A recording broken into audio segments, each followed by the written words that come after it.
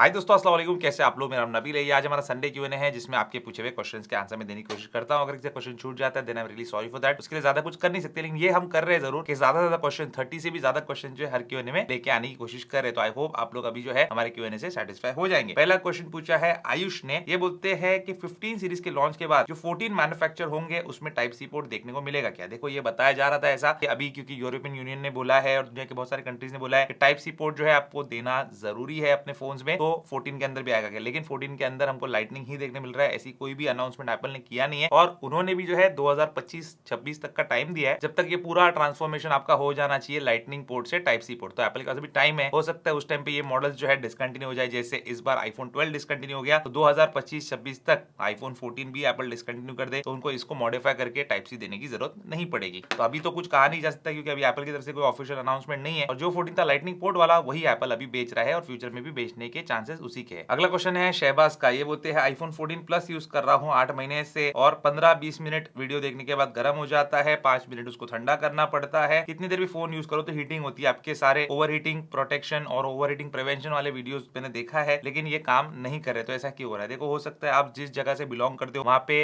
Heat जो है ज्यादा होगी, वेदर जो है गर्म होगा। हमारे यहाँ पे 25 डिग्री 26 डिग्री चल रहा है, इस वजह से फोन बिल्कुल भी गर्म नहीं हो रहे। कितना भी मतलब हैवी यूज कर लो, कुछ भी कर लो, फोन ओवर हीट नहीं हो रहे। लेकिन वही अगर आप समर में देखोगे जब 40-42 डिग्री सेल्सियस टेम्परेचर चला जाता है उस टाइम पे वही टास्क करने के टाइम पे फोन गर्म हो जाता है। तो ये एक रीजन हो सकता है। दूसरा रीजन ये भी हो सकता है एक पर्टिकुलर एप्लीकेशन के अंदर ही अगर आपका फोन ओवर हीट हो रहा है तो उस एप्लीकेशन के अंदर भी कोई बग या इशू आ सकता है। तो आप चेक कीजिए, उसका कोई अपडेट आया है तो कर लीजिए आप। अगला क्वेश्चन है विकी का। ये बोलते हैं कि iPad Pro पुराना वाला है इनके पास 2016 का मॉडल, तो अभी ये iPad 10 जनरेशन लेना चाहते हैं क्या? ये एक अच्छी डील है और सिर्फ 31,000 में मिल रहा है उनको, तो ये लेना चाहिए क्या? और उनको एप्पल वॉच भी अपग्रेड करनी है सीरीज 5 से, तो कौन सी लेना चाहिए या फिर बिग बिलियन डेज सेल का वेट करना चाहिए? देखो, आप iPad 10 जनरेशन तो ले सकते हो, मैं भी वही यूज कर रहा हूँ। प्रो भी है iPad जो पीछे स्क्रीन से कनेक्टेड है, iPad Air भी है, iPad mini भी अपने पास, लेकिन यूज कौन सा करता हूँ ये, क्योंकि इसका कीबोर्ड है मेरे पास तो इससे मेरा काम जो है आसानी से होता है। कीबोर्ड उनके लिए भी आता है लेकिन इसका है अपने पास तो इसको ही मैं यूज कर रहा हूँ। और iPad का काम मेरे लिए इतना ही है, इससे ज्यादा कुछ काम नहीं। बाकी अपना सारा जो प्रोफेशनल वर्क है वो मैक पे हो जाता है। तो अगर आपका ऐसे ही कुछ बेसिक काम है या एंटरटेनमेंट के लिए ले रहे हो तो ये आप ले सकते हैं। काफी अच्छा iPad है। तो एक चीज मुझे अच्छी लगती है, साइड माउंटेड जो फिंगरप्रिंट स्कैनर है या जो इसका स्लीप वेक की है इसमें जो फिंगरप्रिंट स्कैनर है, ये मुझे इतना पसंद नहीं है। अदरवाइज अच्छा iPad है। सीरीज आप 8 लेंगे सीरीज 9 लेंगे बात एक ही है, ज्यादा कुछ फर्क उसमें है नहीं। बस थोड़े बहुत जो है चीजें चेंज किया है, ब्राइटनेस बढ़ाया है। तो सीरीज 8 भी अच्छी है, सीरीज 7 भी अच्छी है, दोनों के लिए आप जा सकते हैं। और बिग बिलियन डेज सेल में आपको उस पर जो बेस्ट ऑफर मिलेगा उसके लिए आप जा सकते हैं। लेकिन अगर आपको ऐसा लग रहा है कि बहुत ज्यादा डिफरेंस नहीं है प्राइस में, तो सीरीज 9 के लिए जाएंगे तो एक लेटेस्ट वॉच आपके पास हो जाएगी। बस यही फर्क है, बाकी कुछ भी जो है ज्यादा डिफरेंस मुझे लगा नहीं वॉचेस में। अगला क्वेश्चन है अद्वैत का। ये बोलते हैं कि कौन सा फोन लूं 2023 में, 13 प्रो लूं, 14 लूं या फिर 15 लूं? बेस मॉडल ही मैं कंसिडर कर रहा हूँ 128 GB वाला। 13 प्रो मुझे पसंद है लेकिन 2 साल पुराना फोन है। 14 में मुझे डायनामिक आइलैंड नहीं मिलेगा और बेसिक कैमरा मिलेगा, और 15 में मुझे डायनामिक आइलैंड मिलेगा, टाइप सी चार्जिंग मिलेगी, 48 मेगापिक्सल कैमरा मिलेगा। लेकिन बहुत सारे चैनल्स बोल रहे हैं कि सिर्फ सॉफ्टवेयर चेंज है नॉन प्रो मॉडल्स के अंदर। और मैं अभी आईफोन 8 यूज कर रहा हूँ और मैकबुक यूज कर रहा हूँ। मेरा बजट जो है अप्रोक्सीमेटली 80,000 है। देखो, 13 प्रो जो है एक बहुत बेहतरीन फोन है, कोई इशू नहीं है इसमें, आपको पोर्ट्रेट फोटोज वगैरह भी काफी अच्छे आएंगे। लेकिन 15 जो है ये भी काफी एक अच्छा फोन है। 14 में नहीं बोलूंगा आपको कंसिडर करने, कंसिडरिंग कि आपका बजट जो है ये 80,000 रुपए का है। 15 के लिए आप जा सकते हैं। उसका रीजन जैसे आपने बताया डायनामिक आइलैंड वो हो सकता है। 48 मेगापिक्सल कैमरा डेफिनेटली एक डिफरेंस मेक करेगा जो आप पिक्चर्स वगैरह लेते हैं उसमें। और टाइप सी पोर्ट जो है ये भी काफी बेनिफिशियल रहने वाला है क्योंकि एक काफी बड़ा इकोसिस्टम टाइप सी का जो है वो ओपन करेगा। जब आएगा फोन तो मैं आपको बताऊंगा कैसे पेन ड्राइव कनेक्ट होता है, क्या होता है, सारी चीजें। तो एक बेनिफिशियल चीज आपके लिए हो सकती है, वो अगर आपके लिए नेसेसरी है तो उसके लिए जाइए। अदरवाइज प्रो मॉडल्स तो अच्छे होते ही है। जो लोग बोल रहे सिर्फ सॉफ्टवेयर का चेंज है तो फिर हार्डवेयर में जो चेंज किया है उसके बारे में क्या बोलेंगे, आई डोंट नो। अगला क्वेश्चन है सैयद का। ये बोलते हैं कि 14 प्रो मैक्स लिया था फरवरी में, अब बैटरी हेल्थ इसकी 96% हो गई, क्या करूं?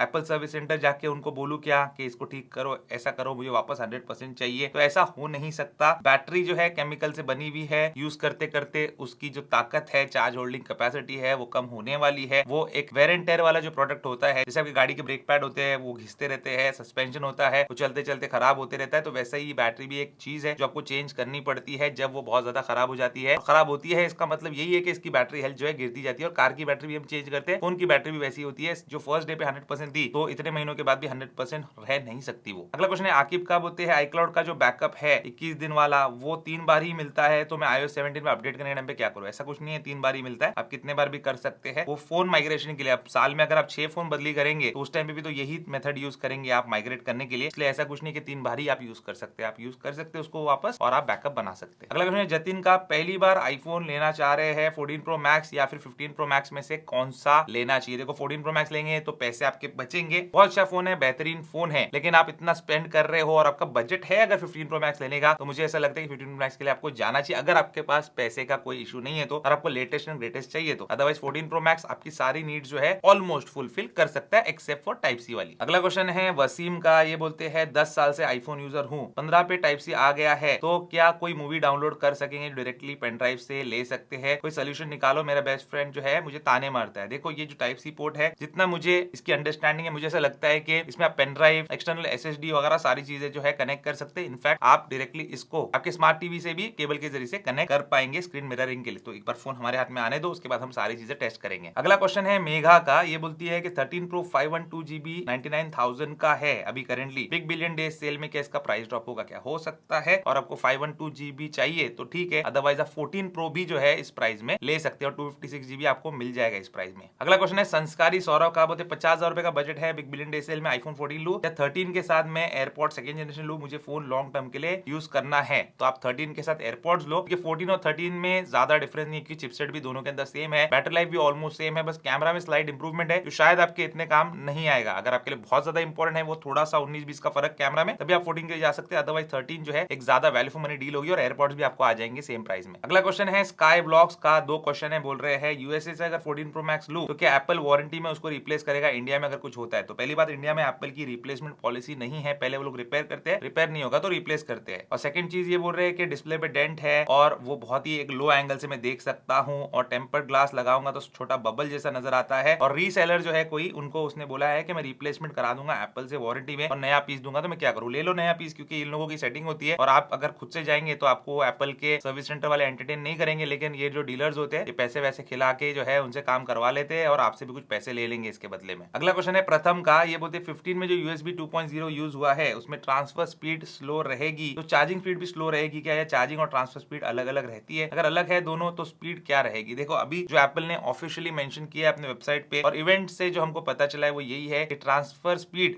इसकी कम रहने वाली है और प्रो मॉडल्स की जो ज्यादा रहने वाली है, लेकिन चार्जिंग स्पीड जो है दोनों की सेम ही मेंशन्ड है, और 20 वॉट के चार्जर से आप 50% चार्ज 30 मिनट्स में कर सकते हो, यही वेबसाइट पे उन्होंने मेंशन किया। जब आएगा फोन हाथ में उसके बाद टेस्ट करेंगे हम अलग अलग चार्जर्स के साथ, 65 वॉट के साथ क्या होता है, 30 वॉट के साथ क्या होता है, इस तरीके से हम करके देखेंगे कि मैक्सिमम क्या स्पीड जो है ये फोन निकाल सकते हैं। और बहुत लोग ऐसा बोल रहे हैं अभी बिना फोन को टेस्ट किए, बिना हाथ में लिए, कि ये फोन के अंदर एप्पल की केबल से ही फास्ट चार्जिंग आपको मिलेगी, दूसरी केबल से नहीं मिलेगी। तो ये जो है सही हो भी सकता है, गलत हो भी सकता है, तो बेटर है कि हम वेट करें, फोन हमारे पास आने का, और आने के बाद ही कोई भी क्लेम जो हमारा होगा वो सबूत के साथ आपके सामने पेश करें। पहले ही कुछ भी क्लेम करते लोग और जिसकी वजह से गलत फहमी फैलती है। अगला क्वेश्चन है शुभम का, बोलते हैं लीक से जो हमको पता चला था कि आईफोन 15 की बैटरी जो है वो 3877 mAh की है, जो कि एक बहुत बड़ा जंप है 14 से, लेकिन एप्पल ने ऑफिशियली 20 आर मेंशन किया है जो कि 14 जितना ही है। तो सच क्या है और बैटरी बैकअप बेटर होगा या नहीं होगा। Battery backup according to Apple better नहीं है आईफोन 15 में 14 के मुकाबले, जितनी 14 की बैटरी लाइफ है उतनी 15 की मेंशन किया एप्पल ने अपने वेबसाइट के ऊपर, लेकिन हो सकता है कि एप्पल ने इसकी जो बैटरी कैपेसिटी है वो बड़ी दिया होगा। ऐसा इसलिए मैं बोल रहा हूं क्योंकि डिस्प्ले की जो ब्राइटनेस वगैरह है वो बहुत ज्यादा रखा है एप्पल ने, और सेम बैटरी लाइफ निकालने के लिए शायद बड़ी बैटरी का इस्तेमाल एप्पल ने किया भी होगा। तो ये हमको कब पता चलेगा, जब फोन सबके हाथ में आएंगे और टेयर डाउन करने वाले उसको टेयर डाउन करके चेक करेंगे। अगला क्वेश्चन है रोमान का, ये बोलते हैं कि I am thinking to buy iPhone 14 प्रो, लेकिन मेरा बजट 95,000 का है, 13 प्रो जैसे लास्ट ईयर 85,000 का हुआ था वैसे 14 प्रो का प्राइस भी ड्रॉप हो सकता है क्या, और बिग बिलियन डे सेल में ये कुछ लेना चाहते हैं ये फोन, तो 14 प्रो का प्राइस भी ड्रॉप हो सकता है। बिल्कुल बिग बिलियन डे सेल का आपको इंतजार करना ही चाहिए। बहुत सारे डीलर जो है ये हवा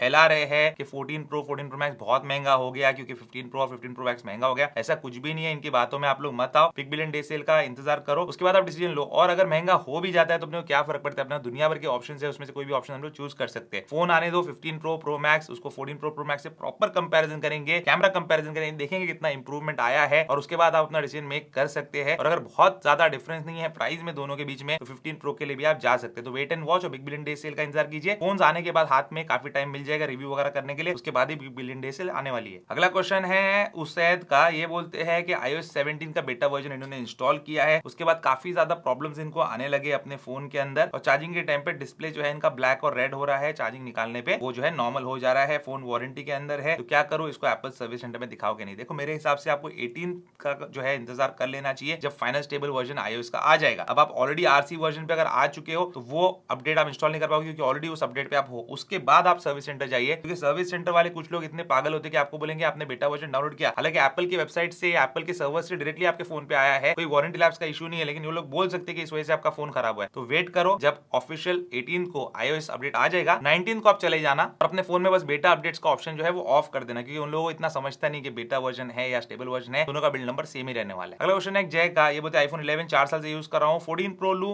ग्लोबल वाला या फिर 15 का नॉन प्रो लू? 14 प्रो लीजिए, मच बेटर डिवाइस आपको उसके अंदर जो है देखने मिलेगा। 48 मेगापिक्सल कैमरा जो 15 में आपको मिलने वाला है इसमें ऑलरेडी है। आप जो चीज लूज आउट करेंगे वो रहने वाली है टाइप सी पोर्ट, उसके अलावा सारी चीजें जो है 14 प्रो में ही बेटर है। प्रोसेसर भी सेम है, लेकिन आप देख लेना कि उसके जो स्कोर्स निकल के आएंगे Geekbench के वो बेटर रहेंगे 15 से, और कैमरा भी बेटर है और डिस्प्ले तो बहुत बहुत ज्यादा बेटर है, बिल्ड क्वालिटी भी। अगला क्वेश्चन है AK स्टाइल का, ये बोलते बिग बिलियन डे सेल में 14 प्रो कितने तक मिल जाएगा? 128 GB सेकंड हैंड 93 में मिल रहा है, ले लू क्या या बिग बिलियन डे सेल का इंतजार करो? भाई लूट रहा है आपको जो भी सेकंड हैंड बेच रहा है 93,000 में, ये बहुत ज्यादा है 128 GB वाले 14 प्रो के लिए। अब वेट कीजिए और फिर उसके बाद ही आप अपना डिसीजन मेक करना। अगला क्वेश्चन है गाइस डॉक्टर नवरीत का, ये बोलते हैं कि full HEIF 48 megapixel picture 14 pro max में क्या हमको देखने मिलेगा क्या? ये iOS 17 का फीचर है 48 मेगापिक्सल सेंसर्स के लिए, या फिर एक्सक्लूसिव है 15 सीरीज के लिए? नहीं है, एक्सक्लूसिव नहीं है 15 सीरीज के लिए। मेरा 14 प्रो मैक्स है, पिछला जो मैंने वीडियो बनाया था RC वर्जन का, उसमें आप देख सकते हैं कि कैमरा के अंदर जब हम फोटोज में जाते हैं तो यहाँ पे आपको ये ऑप्शन देखने मिलता है HEIF मैक्स का। आई होप आप लोग देख पा रहे होंगे, यहाँ पे HEIF मैक्स का ऊपर ऑप्शन आपको देखने मिल रहा है, ये चूज कर सकते हैं और फोटो क्लिक कर सकते हैं 48 मेगापिक्सल में। नॉर्मल वाली फोटो भी, रॉ की जरूरत नहीं है आपको, नॉर्मल वाली फोटो भी 48 मेगापिक्सल की ले पाएंगे आप। अगला क्वेश्चन है चिन्मय का, बोलते हैं iPhone 13 से अपग्रेड करना चाहता हूँ, 15 लू या फिर Android flagship like OnePlus 11? Actually इनको प्रो और प्रो मैक्स मॉडल में इंटरेस्ट है, लेकिन इतना स्पेंड नहीं करना चाहते, वो उनको पागलपन लग रहा है, तो बोल रहे हैं कि डिस्प्ले वगैरह बेटर है प्रो सीरीज के अंदर, और फास्टर USB-C भी है, एक्स्ट्रा टेलीफोटो कैमरा भी है, लेकिन अच्छी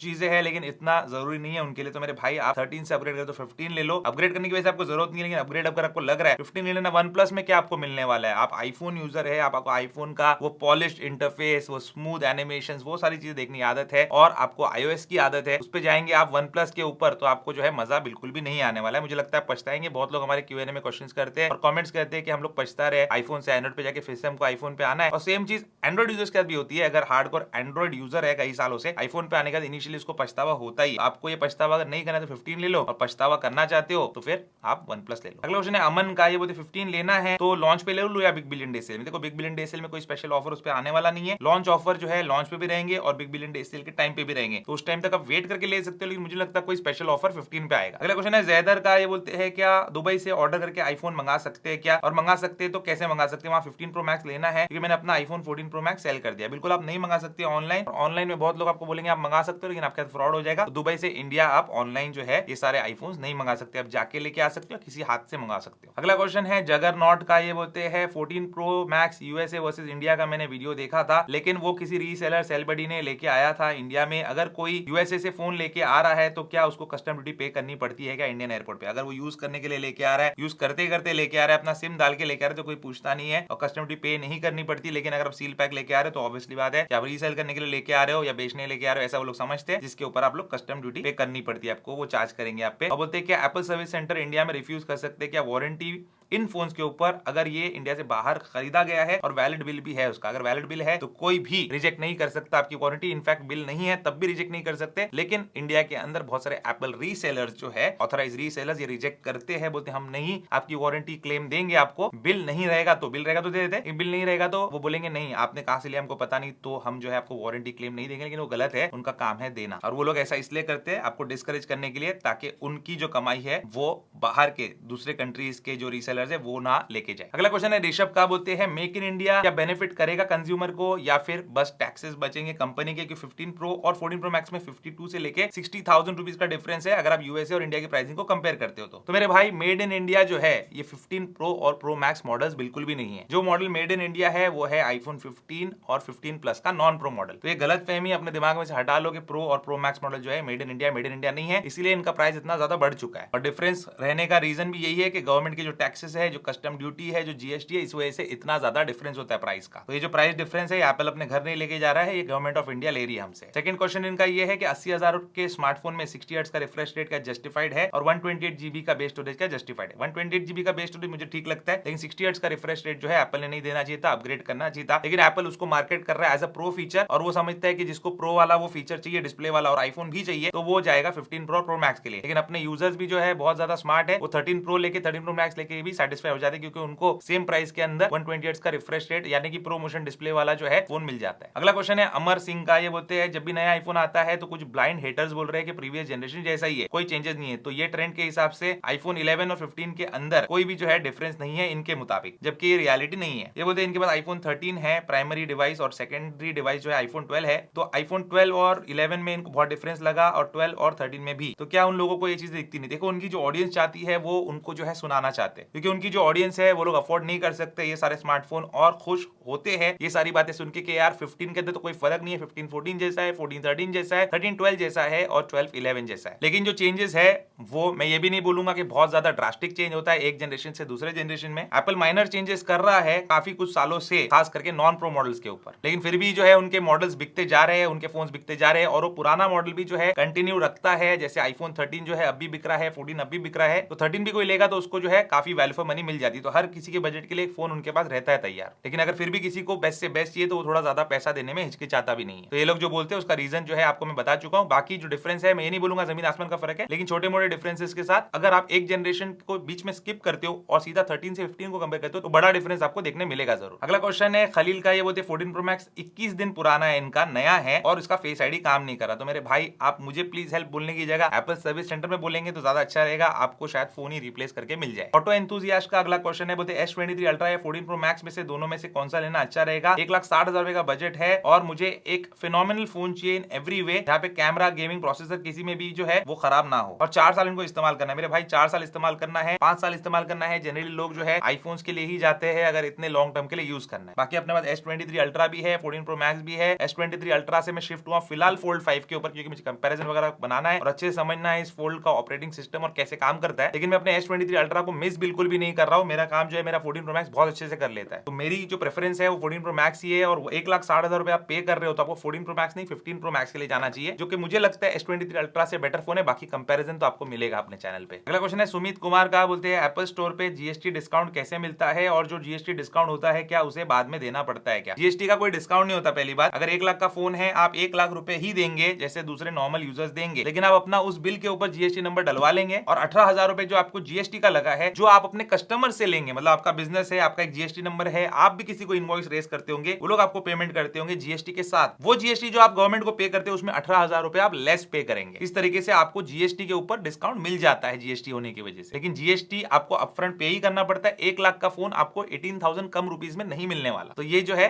क्लैरिफिकेशन काफी जरूरी है, बहुत लोग ये चीज नहीं समझते, लेकिन जिनके पास जीएसटी नंबर है वो लोग अच्छे से समझते हैं। अगला क्वेश्चन है तेजस का, ये बोलते हैं कि इन्होंने जो फोन्स लिए थे मीना बाजार से पहले, काफी क्वेश्चन पूछा था उन्होंने काफी पहले के Q&A में, तो उनको जो है फैक्ट्री लॉक्ड मिल गया था, इंडियन सिम काम नहीं कर रहा था, अभी वो गए दुबई कुछ काम से तो उन्होंने एक्सचेंज करवा लिया। तो उनका क्वेश्चन सिर्फ इतना है कि मेड फॉर चाइना मार्केट जो आईफोन होते हैं, जहाँ पे चाइना में सेल होने के लिए बनते हैं, वो आईफोन इन्होंने लिया है अभी दुबई से। तो इन्होंने सुना है कि चाइना आईफोन को बैन कर रहा है, तो क्या इनके चाइनीज आईफोन पे अपडेट आना रुक जाएंगे या नहीं आएंगे? देखो, पहली बात, आपका चाइना मार्केट जरूर बना हुआ है, लेकिन आप यूज कर रहे हो उसको इंडिया में, तो आप चाइना में उसको यूज नहीं कर रहे हो, तो आपका जो कंट्री रीजन है वो इंडिया हो जाएगा अभी। दूसरी बात है, चाइनीज गवर्नमेंट जो है आईफोन्स को चाइना में बैन नहीं कर रही, वहां के जो गवर्नमेंट एम्प्लॉइज है उनके लिए उसने बैन किया कि वो लेके आप ऑफिस नहीं आ सकते। और इसका मतलब ये बिल्कुल भी नहीं कि चाइना में जो लोग आईफोन यूज करें उनके आईफोन काम करना बंद कर जाएंगे, अपडेट आना बंद हो जाएंगे, तो आप बिल्कुल बेफिक्र रह के यूज करो। अगला क्वेश्चन है रोशन का, बोलते हैं एप्पल से अगर हम स्क्रीन रिप्लेस करवाते हैं तो सेटिंग में जेन्युइन एप्पल पार्ट शो होता है और लोकल शॉप से करवाएंगे तो अननोन पार्ट शो होता है, सही है क्या? हाँ, ये सही है। अगर आप ओरिजिनल स्क्रीन भी लोकल शॉप से रिपेयर करवाएंगे तब भी जो है अननोन पार्ट शो करता है, लेकिन उसका भी जुगाड़ होता है, एक कनेक्टर होता है वो लगाते हैं और वहां पे जो है आपका ओरिजिनल पार्ट ही शो करता है, और बैटरी के मामले में सेम चीज है। अगला क्वेश्चन है अबरार का, बोलते हैं जो आप वीडियो शूट करते हो और जो व्लॉगर्स वीडियो शूट करते हैं, एडिटिंग करते हैं, तो सिर्फ कट करने के लिए करते हैं या फिर फेस पे भी कुछ करते हैं जिससे बहुत अच्छा दिखता है? मैं जो शूट करता हूँ उसमें बेकार दिखता है। तो अब मेरे भाई ये डिपेंड करता है इक्विपमेंट जो है जिससे आप शूट कर रहे हो। अगर आईफोन से ही शूट करो और आईफोन वाले वीडियो से आप कंपेयर कर रहे हो तो सेम ही आपको जो है क्वालिटी देखने मिलनी चाहिए। और अगर मेरे वीडियोस की बात करें तो अपने कैमरा जो है वो लाखों रुपए के होते हैं, आईफोन से कई गुना ज्यादा महंगे होते हैं, जिसकी वजह से ये क्वालिटी निकल के आती है। और कलर करेक्शन की अगर आप बात करें तो थोड़ा सा कलर हम लोग जो है स्लाइटली करेक्ट करते हैं, कुछ ज्यादा उसमें रॉकेट साइंस है नहीं, बस एक प्रीसेट होता है उसको वहां पे लगा देते हैं और कलर्स वगैरह कपड़ा या फिर जो ब्लैक कपड़ा है वो ब्लैक ही दिखना चाहिए, ऐसे व्हाइट व्हाइट नहीं दिखना चाहिए, लाइट ज्यादा होती है इसकी वजह से